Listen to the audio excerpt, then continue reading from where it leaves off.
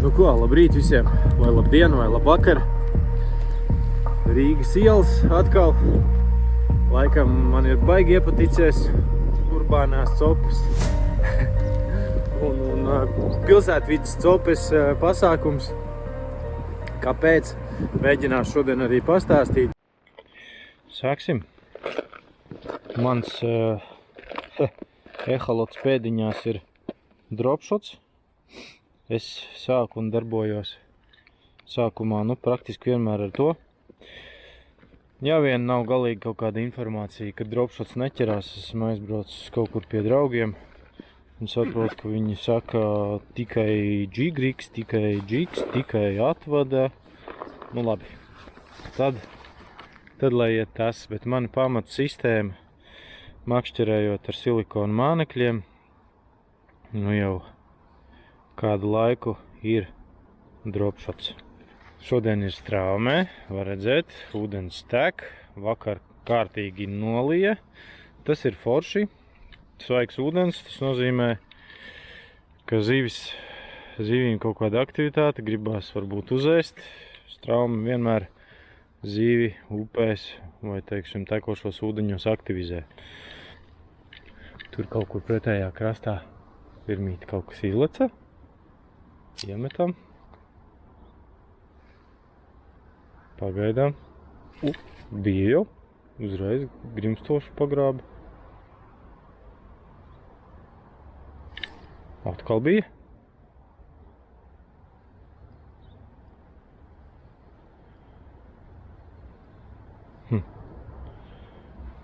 Galvenais nenoķert pirmajā metienā. Interesanti. Interesanti māliņa. Varbūt varēs redzēt, ūdenī te ir tad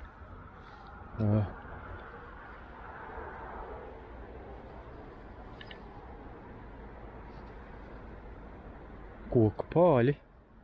Uzreiz aiz viņiem ir baigais dziļums. Tādās vietās parasti dzīvojās arī smuki asari. Pirmā lieta, kas man patīk makšķerējot pilsētvidē, ir tas, ka tev nav jāvelta tam visa diena, vai varbūt vairākas dienas. Pietiek ar kaut kādu nelielu laika logu, pieņemsim, aizbraukt 2 stundas, pacopēt, var arī izmantot nano, ķert daudz zivis, vai arī ar mikruhu ķert, tāpatām asarītes kaut kur būs, bet tev nav jāizbrīvē visa diena, lai tu pavadītu kaut kādu copes laiku pie ūdeņiem. Pēc skolas stundas 2 līdz vakar treniņiem atbraukt kaut kur uz pilsētu ar autobusu pacupēt mierīgi. Tā ir pirmā lieta, kas ir kā bonus, kā plus šādai te copei. Un nav svarīgi, tu esi Liepājā, Daugavpilī, Ventspilī vai Rīgā. Ūdeņi ir pieejami. Kaut kādi parka dīķīši, kanāliņi, upes, visur dzīvo zīves, un viņas var noķert.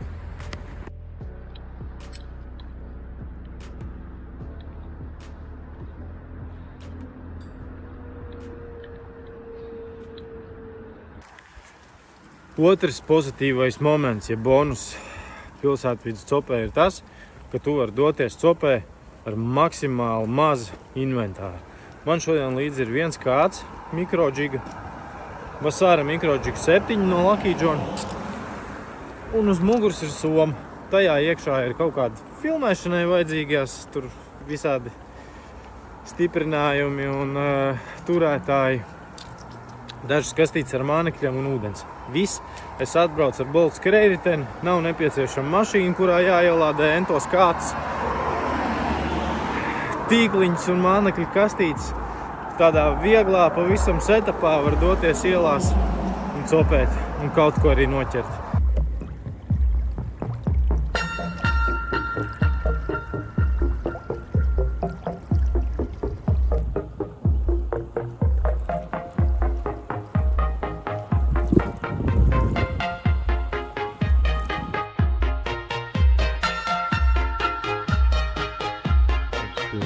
Saķēri.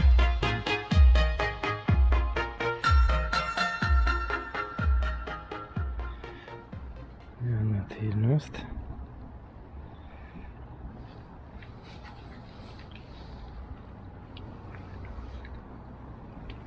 Tepat pie krasta arī paņēma, nebija tālu.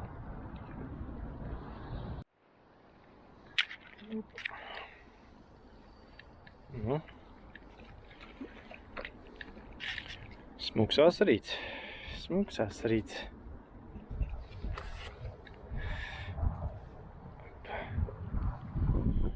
Hogiju dropā. Nā. Nu, glīts. Glīts taču. Laižam.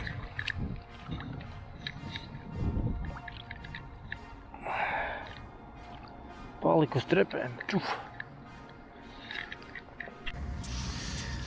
Tā, nu tad paķidāsim arī manas somas saturu, lai var tiešām apstiprināt to, ka tā arī ir, ka nekas daudz nav vajadzīgs un to visu var salikt vienā mugursomā foršā.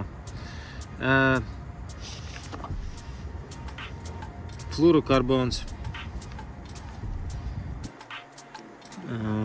kā teiksim, nu, es copēju ar pīto auklu, tad atvads siešanai, ja, vai dropshot sistēmas siešanai, vai tam pašam džigam nesiet pie pītās auklas pa taisno fluorokarbons. Labi, tur varētu būt 2 diametri, teiksim, šis te pats 0,14 un kaut kāds 0,20, jā, parasnāk varētu, bet jā, fluorokarbona rullīts. Tad man ir viena meihola kastīte, kurā iekšā ir, nu, dažāda veida sviniņi, wolframi, pilītes, dropshot sviniņi, rekur čiburaškas, dažādām sistēmām. Pilsētvidē laikam, nu, no krasta copējot, es teikšu, ka tās arī ir populārākā. Nu, tā arī ir. Pamatzivs, ko mēs ķeram, tas ir asaris. Pamat sistēmas ir dropshots, atvada, džigs, nu un džigriks. Tātad sviniņu kastīte. Dažādi veidi āķīši. Tur ir kaut kas mazāks. Karabīnītes, trīnieciņi, ja. Dropshot āķi, offset āķi, nu, bet arī maza kastīte, kur neaizņem daudz vietas. Nu, un tad ir silikona mānekļu rosols. Dažādas formu un veidu, vēzīši, tiogas, visādi citādi nošķi. Nākamā, varbūt netik svarīga, bet reizēm noderīga lieta ir tā, ka tu esi, nu, tādā patīkamā, sakārtotā, pieejamā infrastruktūrā. Gribās piesēst, lūdzu. Gribās aiziet nopirkt hotdogu kaut kur uz Circle K. Lūdzu, gribās no vienas vietas pārbraukt uz citu, paņem Bolts kreiriteni. Dari to, ja tev vai iekāp autobusā un brauc. Ja kādam no šī te viss ir kauns un liekas, ka tur, zin kā, es esmu tur tādās un tādās drēbēs, man tur kāds, mugurs un soma. Veči, ielas sāk pārvērsties par makšķernieku ielām ir ļoti daudzas, tā kaut kā varbūt pats šo sezonu vairāk pavēroju un acīs krīt, ja? Ka bērni staigā ar makšķerēm visur. Pilsētas pašā centrā.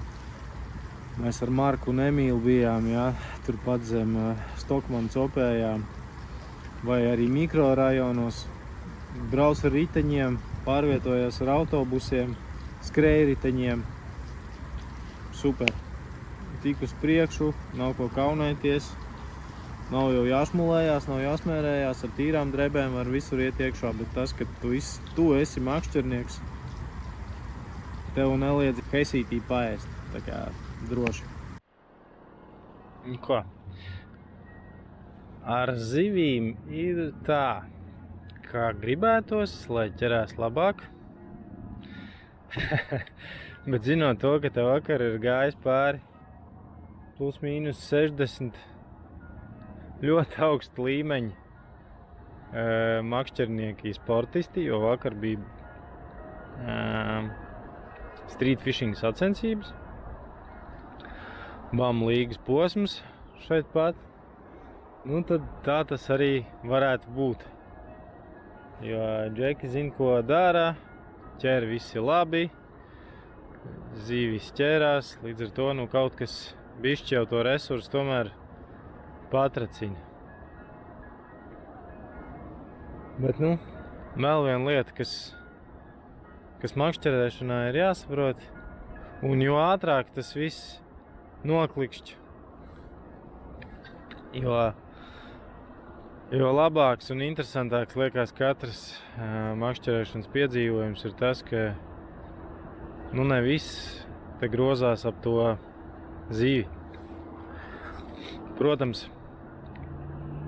noķert un ķert daudz, tas ir interesanti un ir forši, bet jāmāk priecāties un mācīties arī no tām reizēm, kad neņem tik labi.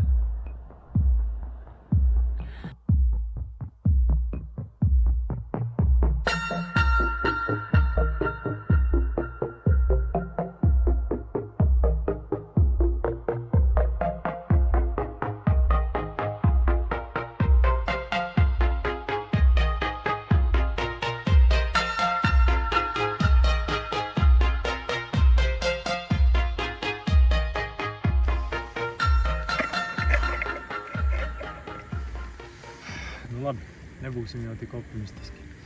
Ir arī savu mīnus visai šitai padarīšanai pilsētas vidē. Un tie ir ķērāji, viņi ir diezgan daudz, viņi ir praktiski visur un aprauties sanāk bieži. Nu, kā manā gadījumā. Parādīšu, kā uzsiet dropshot sistēmu, kā es to daru, kas tam būs nepieciešams. Sākam ar fluorokarbonu pavadu. Manā gadījumā 0,20 fluorokarbonu pavadu, viņš garāk par metru. Es savienoju auklu, pīto auklu ar fluorokarbonu ar mezglu.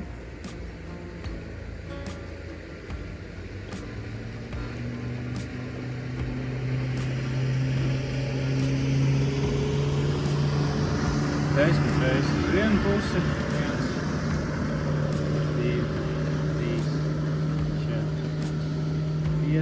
5 reizes uz otru pusi izvēr cauri tādai ciltiņai. Visu to pasākumu sapratīju. Tālāk.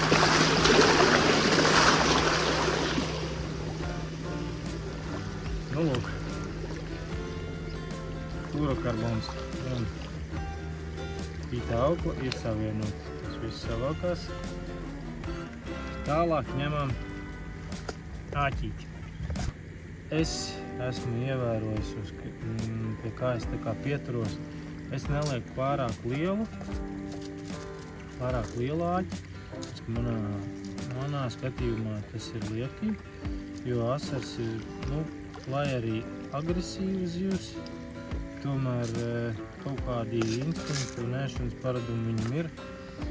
Un es kaut kur video redzēju, kā asars tieši no dropa arī ēd, ja? Viņš redz zivtiņu un tieši tik daudz enerģijas vai iesūcienu viņš izmanto, lai to zivtiņu apēst. Tieši tik daudz, kur ja ir zivtiņa, tad tik daudz viņš arī viņu iesūks. Ja tas āķis ir mazs, viņš iesūks zivtiņu kopā ar āķi. Ja āķis ir liels, tas āķis viņam traucē un respektīvi viņš atdurās. Viņš raud zivtiņu lūkā, ja? Bet āķis paliek ārpus viņa mutes un tad ir tikai tukšās cokas. Līdz ar to nevajag pārspīlēt. Cik augstu es viņu sienu dropshot sistēmu, ja izmanto apakšā klasisko sviniņu, tad labāk viņi ir uzsiet, man te ir 1,60 cm. Labāk uzsiet augstāk un pēc tam regulēt ar svinu to attēlumu. Kā es sienu āķi, nezinu, vai varēs redzēt. Rekur, te viņš ir uzmests, uztaisu cilpu, salieku kopā, pieturu āķi augšā. Un caur to cilpiņu aplīt griež 1, 2, 3, 4, 5. Sanāk, ka viņš ir tā kā no abām pusēm ietīts. Pievelku, atkal saslapinu. Atcerieties, ka visas mezglas pirms savilkšanas labāk saslapināt. Un savelku līdz galam. Sanāk tā, lūk, āķis smuki karājās, taisni uz augšu, nekur nav pagriezies, un te būs virsū gumija. Ņemam klasiskas formas dropshot svinu. Dropshot svins tādā klasiskā izskatā ir šāds te, garana tipa, un augšā ideālā gadījumā viņam ir nevis aplītis, lai gan tas arī der, vienkārši tad jums, vai karabīni jāsien, vai jāsien cilpiņi, kaut kāds mezgls, bet šāds te iespiedēja tipa. Ja, viss, kas jāizdara, ir jāpaceļ augšā, viss gatavs. Dropshots turās, šeit ir āķis. Liekam virsū strādājošu mānekli. Par mānekļiem runājot, tas, ko es lieku parasti dropā, es strādāju praktiski ar diviem zīmoliem, tas ir Keitech un Lucky Johns. No Keitech tur ir viens modelīts, ko es izmantoju, tas ir Spiders, tas man ļoti patīk.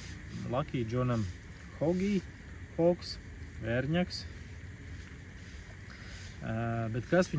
un Tioga Hawks, bet kas viņus visus vieno, ir tas, ka šeit ir gana daudz visādi ķeburi, kājiņas, matiņi, rociņas, ja? Jo paraustoties tas tā maksimāli plīvinās. Džigā var izmantot klasiskākas formas, kur tā pati Tioga, ja, kas nosacīti tur kaut kāda zivtiņas forma, ja, baby rockfish, un attiecīgi atvadā tādas,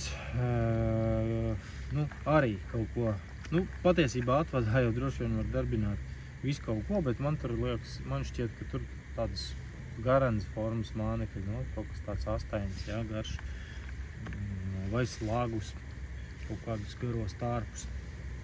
Tā būs tāds klasiskais iedalījums. Viss dropshot sistēma gatava, novēlu jums mazāk aprauties un ejam copēt tālāk.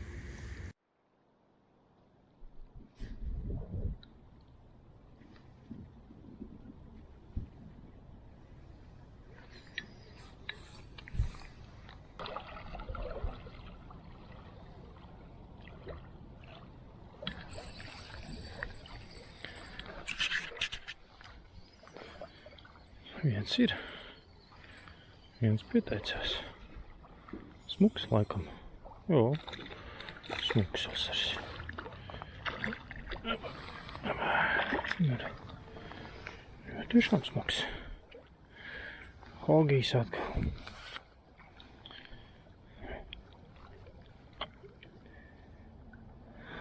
Līdz ašuks. Laižam vaļā.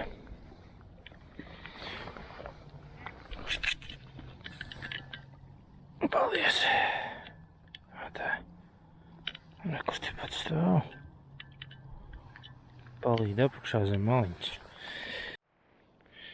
Ko tad dara ar dropshotu? Kā viņi tā, nosacīti pareizi izspēlē, katram ir savs rokraksts, bet idejiski māneklis atrodas kaut kur netālu no grunts, atkarībā no tā, cik augstu viņš ir uzlikts un kāds ir jūsu kāta leņķis. Respektīvi, paceļam kāta augstāk, auklis leņķis pret ūdeni izmainās, māneklis paceļās augstāk. Nolaižam zemāk, viņš pieplok tuvāk gruntī. Un, protams, tas, cik svins ir tālu no mānekļa, tas arī. Bet idejiski tāda tricināšana ar kātu. Pauzīt, 1, 2, 3. 1, 2, 3, 4. 1, 2, 3, 4. Vai tikts? Tikts. Tāds viens jaudīgāks un mazāk. Es tajā pašā laikā vēl arī ietinu auklu ar spoli. Tieši tajā pašā brīdī. To var arī nedarīt.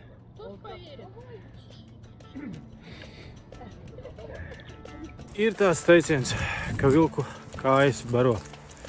Ar makšķerēšanu ir tāpat. Zīves ķerās tur, kur viņas ir. Un tas ir makšķerēšanas pamatlikums, zelta likums. Savādāk nemaz būt nevar.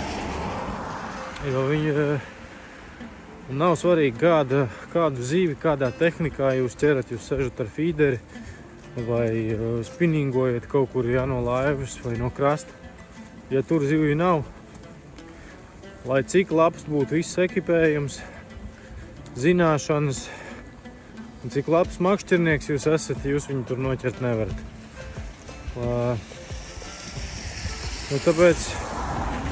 Tāpēc jāmaina vieta, jāļauj strādāt kājām un jāstaigā.